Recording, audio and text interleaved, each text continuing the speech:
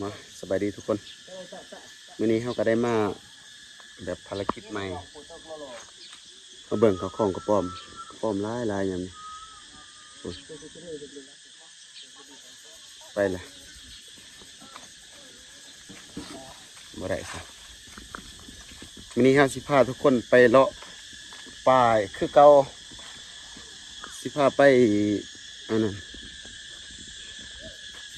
ตึกเบ็ดปลาคอยูเซ่เนาะทุกคนมากับน้องเป็น2 คนเพราะว่าตอนนี้กับบัวเวลาจักโมงสีได้หรือบ่ยังไปรุ่นนำกันมากับน้องสาย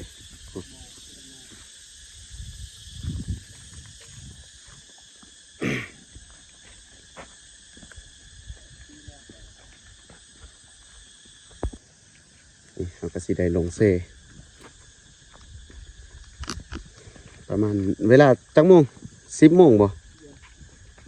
เวลา11 โมงสีได้บ่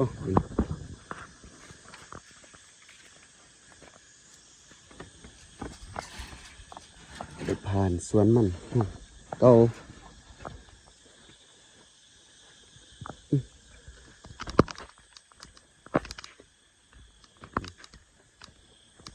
ท่านได้ปลูกนะทุกคนฝนยังบ่ตกบ่ฮู้ว่านั่นแถวบ้านอื่นฝนตกหรือบ่เขาปลูกแล้วหรือมันแถวนี้ยังเลย ไถปะตากดินไว้ฝนตกบ่ได้ก็เสียบใส่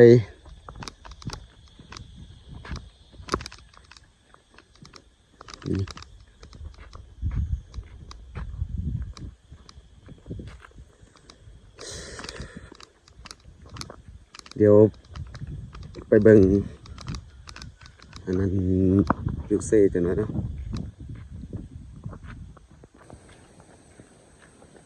ตอนนี้กำลังหดหวยทุกคน บนหวยเฮาสิบ่ตึกมีอยู่บ่ปลาคอวังตัวนี้บ่ลองบ่อยู่บนเลิกคุณนะสิมีอันนี้ก็เป็นหวยโรแมนเซ่เนาะเขาสิไปตึกบนเซ่เป็นว่างไงห่วยยังอันนี้น้องเลยยังนี่มาเบิ่งดูว่ามูเลี้ยงยังนี่ปลาวะปลาดุกตั้นหวยแบบนี้หมดธรรมดาดิเบิ่งโอ้ทางขึ้นปะโถ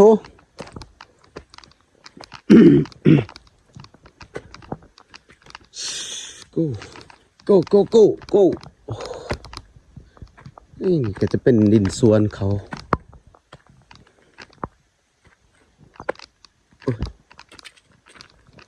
วิดสวนตัวนี้ก็สิหอดเซ่นะทุกคนบ่ไกลดอกอย่างบ่หอดลักออกไปเฮือน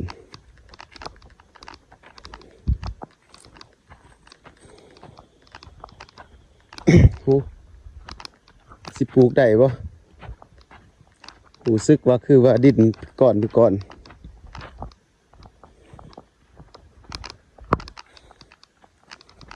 เป็นอันนี้มัน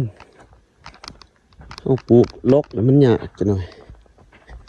ดินเป็นก้อนนี่มันบ่แตกคนเบิ่งรู้ว่าไผมาไทยรู้สึกว่าสีมือนี่หรือว่าจะเพิ่มใหม่บ่มันเป็นน้ำดินแข็งก็มี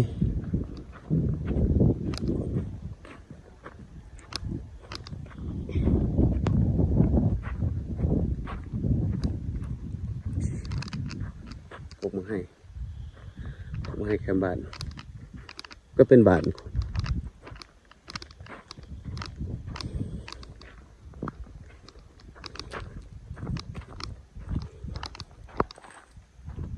อนนี้ก็เฮาก็มันสิหอดเสเนาะทุกคนขามปลาเรานิดนึงครับแม่นถ้าทุกคนยังจือได้เสบอลมันมีคลิปบอลเฮานั่นไปตึกเบ็ดย่ำช่วงฤดูฝนเด้ไปตึกเบ็ดอันนั้นปลาอีสังเลยปรากฏเขามีคลิปหนึ่งเขาเฮ็ดอยู่เซ่นี่แหละเขาก็ได้ถ่ายคลิปไว้โอ้ทางกูเป็นทางคือหก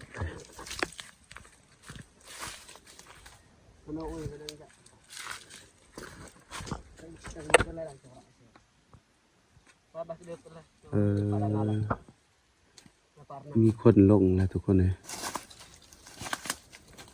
มันบ่ได้ติ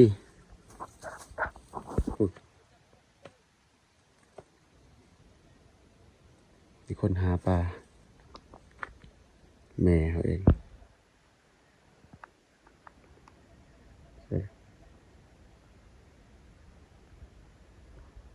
เขาบ่ใส่อยู่นี่นะอาจจะไปตึกอยู่ลุมพุ่นนี่ก็เป็นเซ่น้ำหน้าพุ่นน่าสิมีวังตัวนี้ทำไมควายกินยา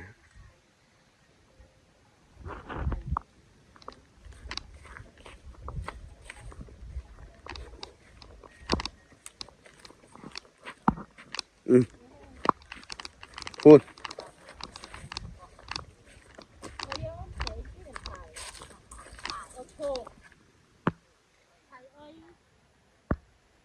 แม่คอยเพิ่นจะเข้ากล้องน้ำมือนี่กับป่าเขาเองครับอันนี้เป็นวิธีหาป่าแบบพื้นบ้าน สิลับจับจะเบื่อน่ะ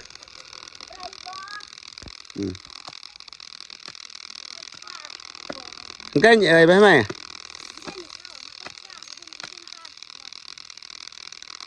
ปลาดุกเพิ่นว่ามันขุดเอาอยู่ในหูปลาดุกลายเลยปล่อยบ่ได้ซ้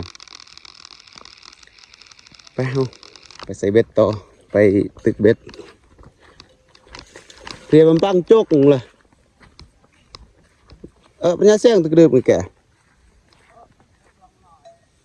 ใต้หลันแร่ต้นแร่ปัญญาเสียงตึกเลยปัญญาngirup na ngaปัญญาโสเป็นกี่เดือ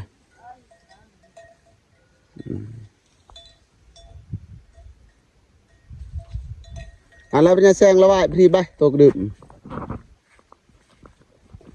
นี่มันเป็นจังหวะแบบวิธีชีวิตแบบเก่าๆดังเดิมทุกคนอยู่หัวอยู่เสกโอ้มีควายดูควายได้แม่มัน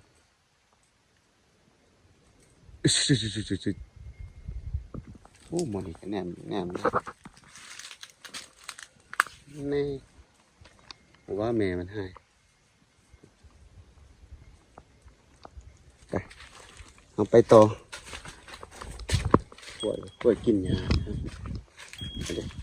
ตักมาน้ำได้ฮะมาน้ำเป็นตะแพงแต่ทุกคนเบิ่งนำกันมองเบิ่งแม่มันจ้องตาอยู่มาดอกไปก่อนเ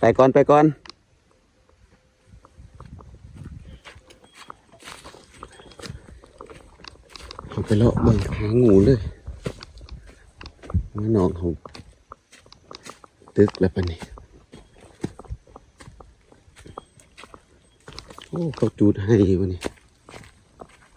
ไฟลามปลาเด็กใส่แล้วสิบปากเด้อเอาเบิ่งกันสิ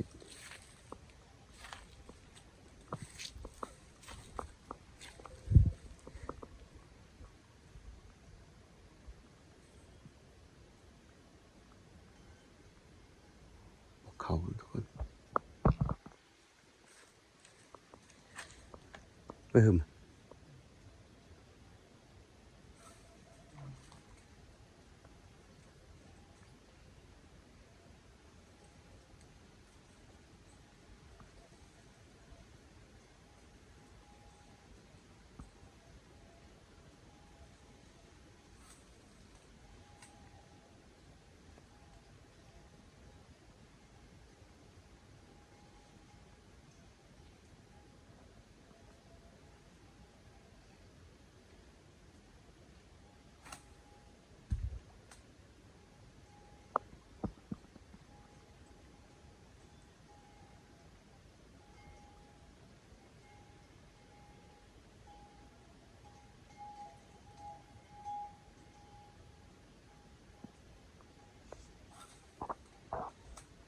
ครับเบิ่งโอ้ยกัดแล้วเนี่ยนี่บ่ได้ปล่อยซะเอาไหมเอาไหมเอาไหมเอาไหมเอาไหมลุ้นน้ำกันทุกคนลุ้นน้ำกันลุ้นน้ำกัน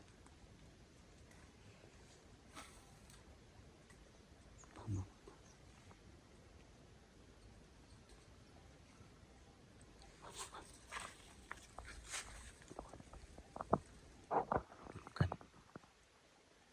หวานนะแม่มัน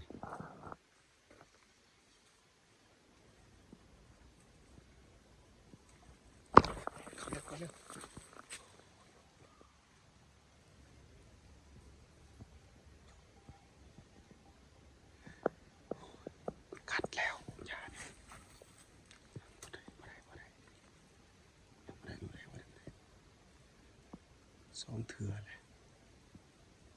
สองเถื่อแล้วมามรุดบาทที่สามมาอีก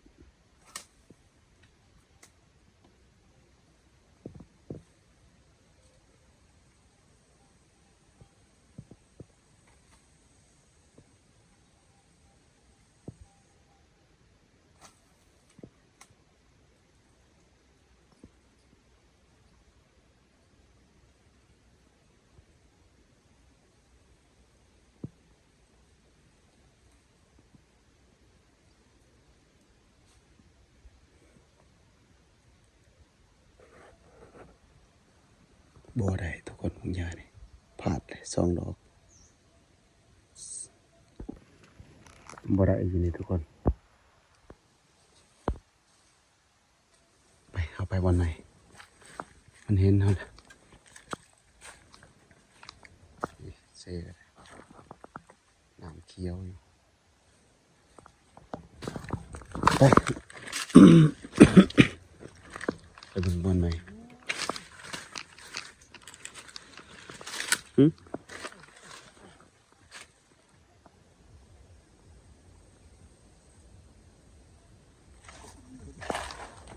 อ้าวดวงสวยผัดว่าขาดซะอย่านั้นมีแนวเกาะจักอ้าว เดี๋ยวนี้นะเดี๋ยวดังเดี๋ยวหน่อยไปใส่ มันคือบ่ตกใส่ ก็น่าได้นำไม่เป็นไรเหมือนตะเกาะเหมือนตะเกาะ เกาะใส่เสือนี่พี่จัก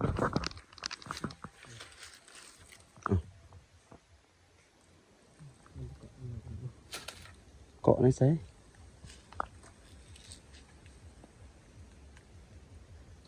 ก็ย้อนว่าสิได้ปลากดเหี่ยวเลย แบบยิงเกลียวเนี่ยดัง มันขาดบ่มันเสือกนี่ขาดง่ายปะนะปกติเสือกนี่มัดไป ได้กินใช่ไหมร้านในร้านได้กินมันเกาะไม่มันเกาะ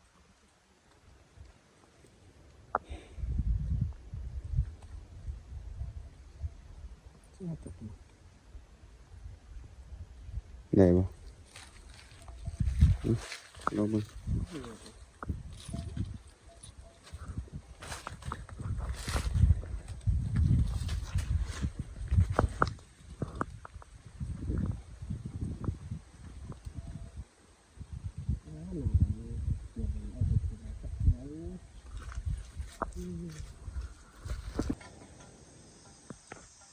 บ่อยากมานทุกคนเลยยานี่มันกัด2 เทื่อบ่ได้ซ้ำ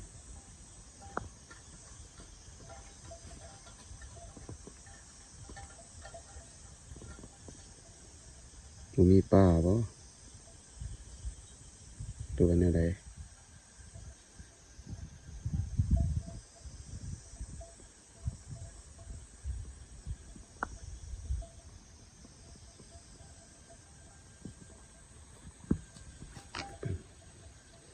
ภาคเบื้องพุ่น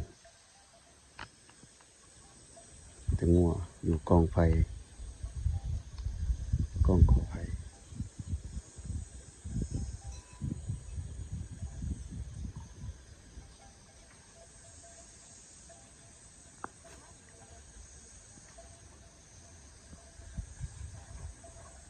เฮ้ยบ่แม่นป้าบ่ยานี่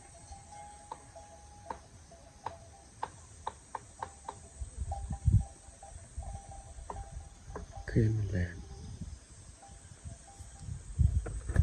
ไปต่อคือสิประมาณได้จากตัวหนึ่งกับ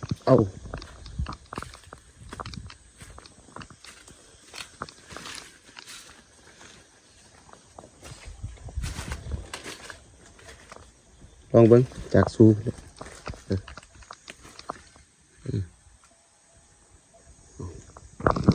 มาดูกันเปลี่ยนทีตลอด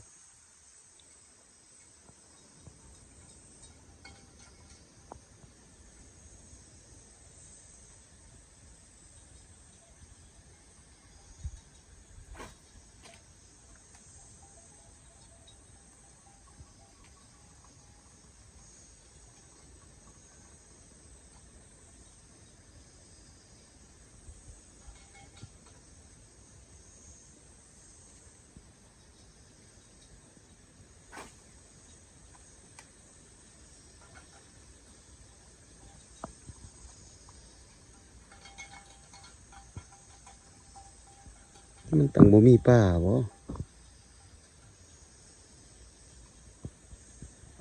ใช้สูตรนี่บ่ได้ผลจกเอาแถวหูโลด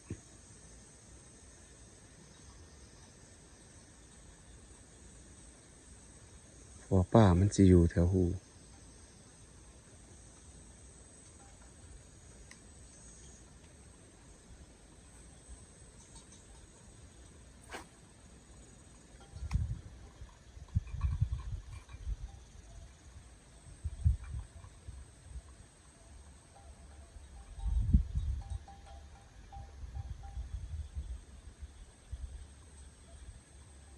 มันตั้งบ่มาบ่เห็นนี่นะ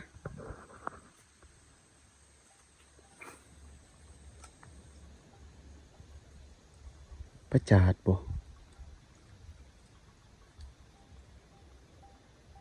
แม่นประคอมันมาโลด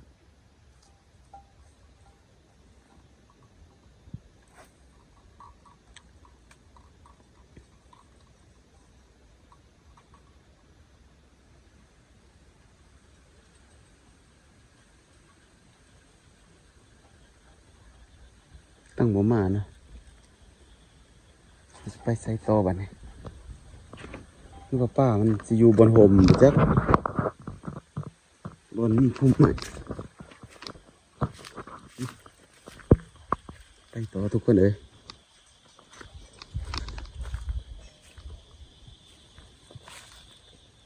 ดูเหมือนกัน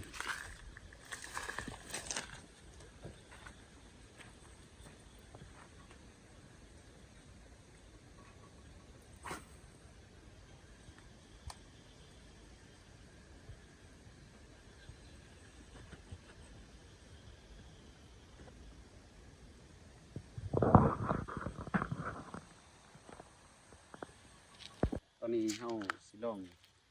ซิดเนาะทุกคนเฮาก็เอ่อครั้งแรกครั้งทวิตสิลองเบิ่งเป็นแบบใดพอกี้นี่น้องซิดเนาะเฮาสิซิดเองไปดูนำกันเด้อ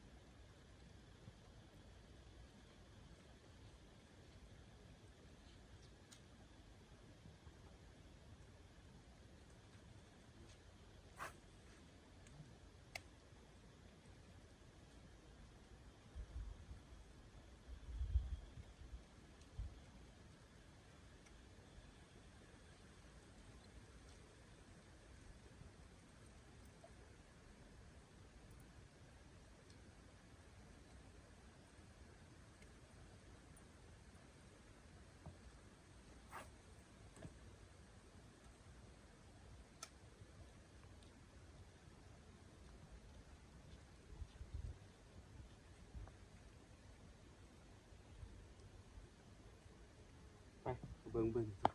ได้สิดอกเบิ่ง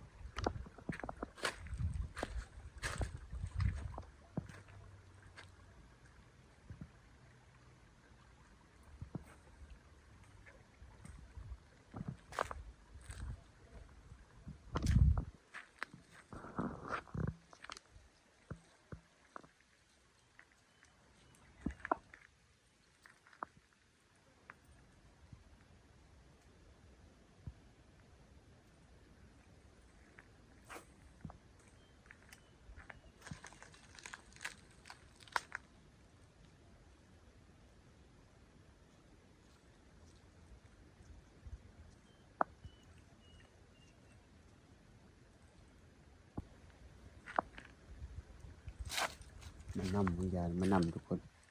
ลุ้นกันลุ้นกัน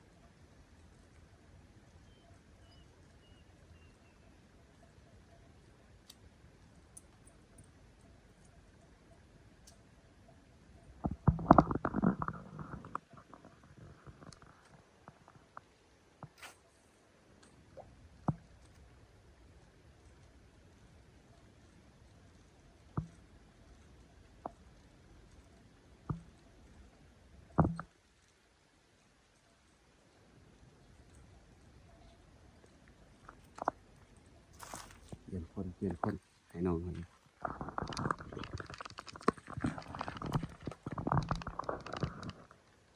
ลุ้นกันมันนำอยู่วิญญาณนี่ไทยมาหนาพุด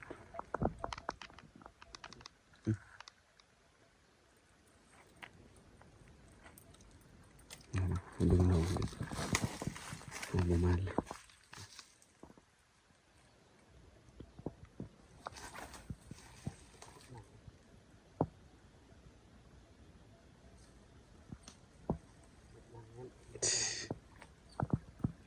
น้อง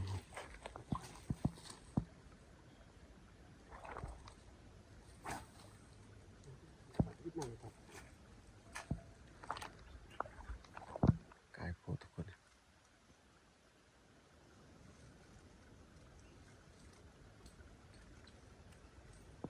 กายโพ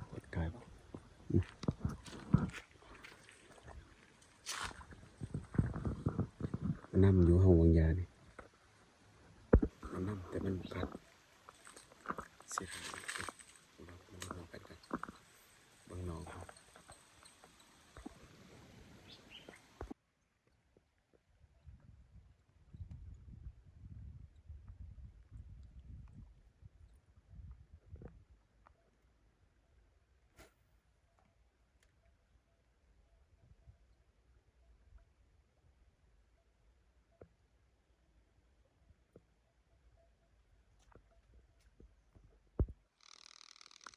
ถ้าเป็นเหยื่อตกขาดเดี๋ยวน่าสิได้เถอะอันนี้มันบุคุบมันนำวิญญาณ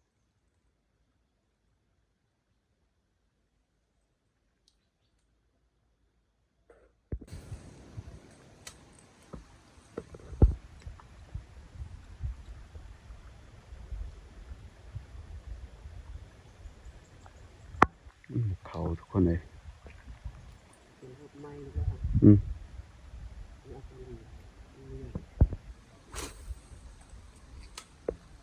มันเห็นโตแล้วมันบ่มาก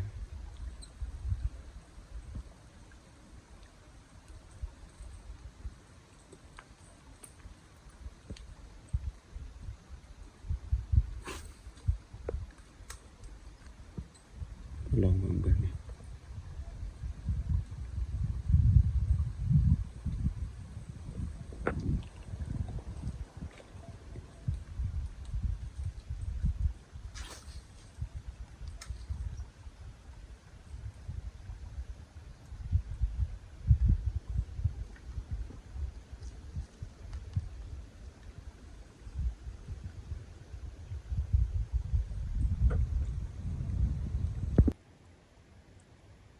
มานตีจากตัวหนึ่ง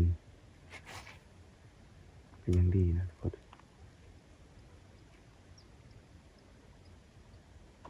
โอ้กัดแล้วยัง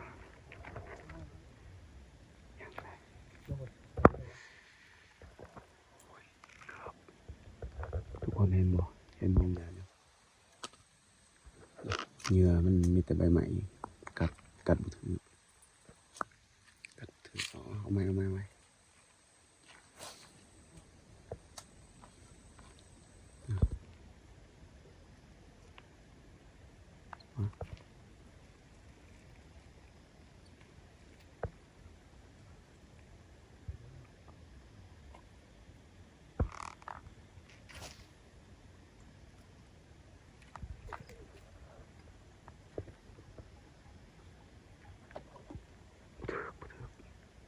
กัดอยู่บ่ถือโอ้แถวนั้นแหละยังแถวนั้นแหละ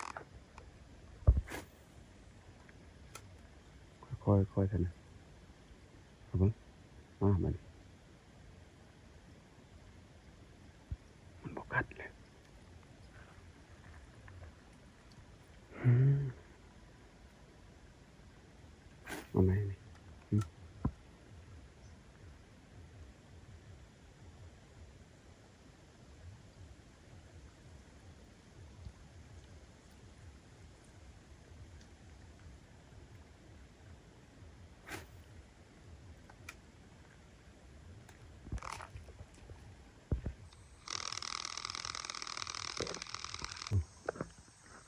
นี่ง่ายบอลก็แดดแล้วมัน ป่านี่อยู่แต่ว่ามันอากาศมันสวบบ่ถึงจ้ะผู้ใดหูอันนั้นเหงื่อ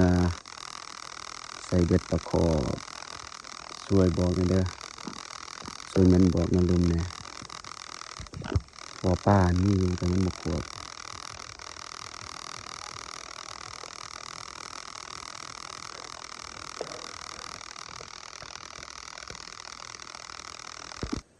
อันนี้เป็นบรรยากาศอยู่เสบ้านเฮา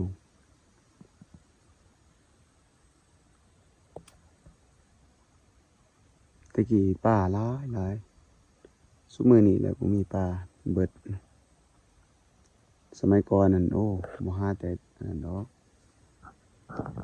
ใส่ม่วงนี่ก็ได้กินหลายเติบมาซุมื้อนี้คนหลาย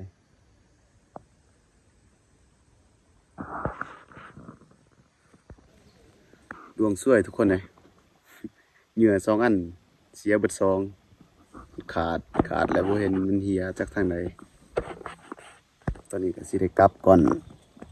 โอ้ยเนาะไปหากินหายากสิก็บ่ได้เนาะแต่สิพาทุกคนไปเบิ่งวิวธรรมชาติแถวป่าพอได้คลายเครียดทุกคนได้อยู่ห้องเราของการกับพากเบิ่งคลิปนี้เป็นน้ำเซ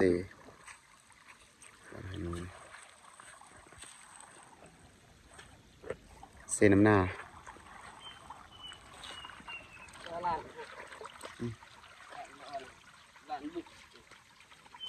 วันตะการเอ้ยยันตาเกียบด เสือกมันเปื่อยแล้วนี่ ดึกนี่โบราณนี่ทำยัง เสือกจะสั่งเสือกใหม่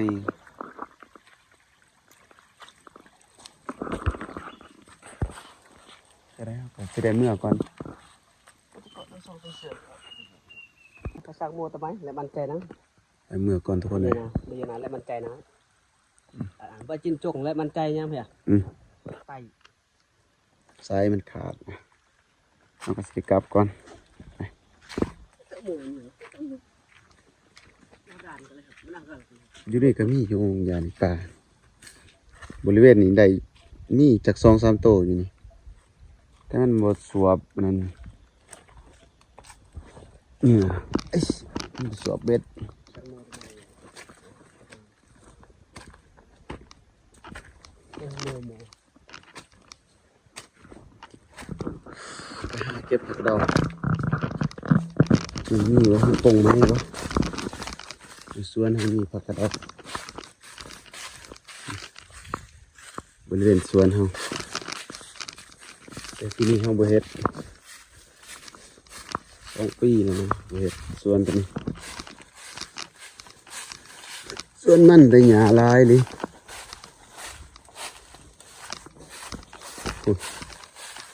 พบกระเดา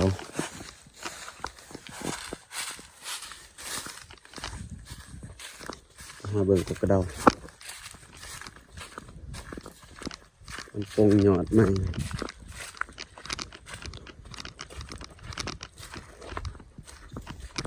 โอ้ดินแข็ง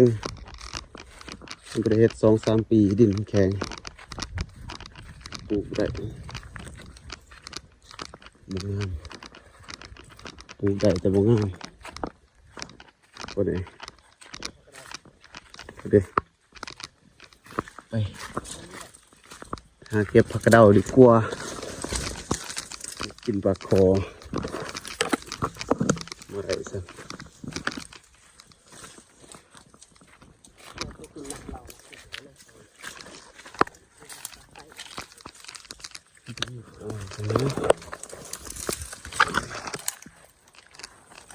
ต้นก็ต้นหน่อยๆนี่ต้น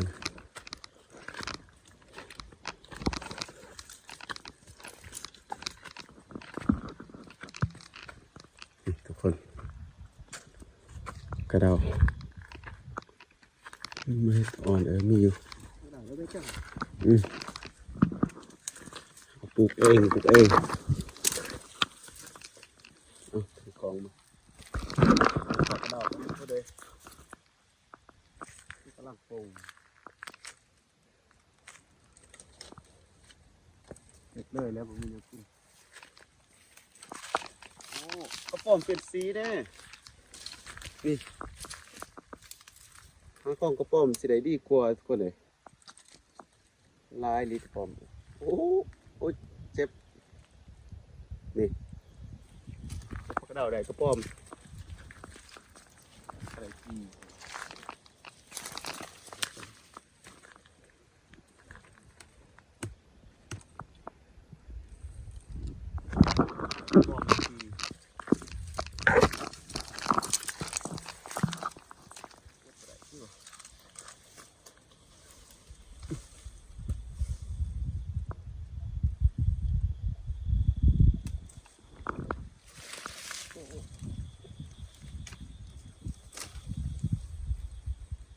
แก่นะครับ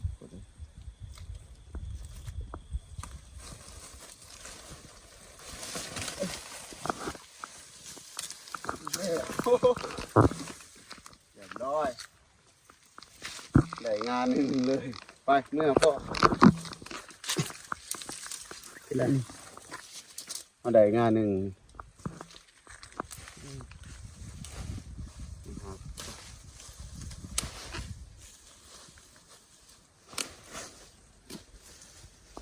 อะไรกันสิเมื่อต้มผักกระเดานี่แหละทุกคนไปเมื่อ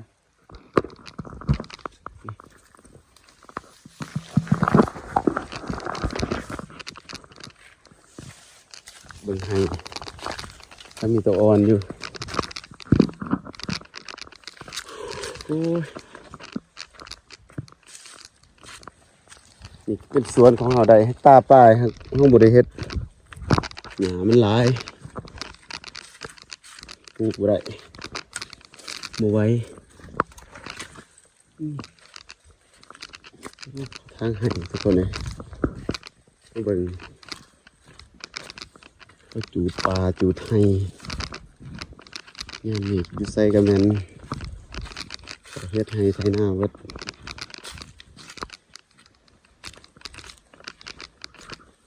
เพราะว่าหลังจากเฮ็ดให้แล้วปีหนึ่งเบิกแล้วก็ปลูกมันมาต่อกับสวนตัวนี้เป็นสวนเขาบ่แม่นสวนเฮา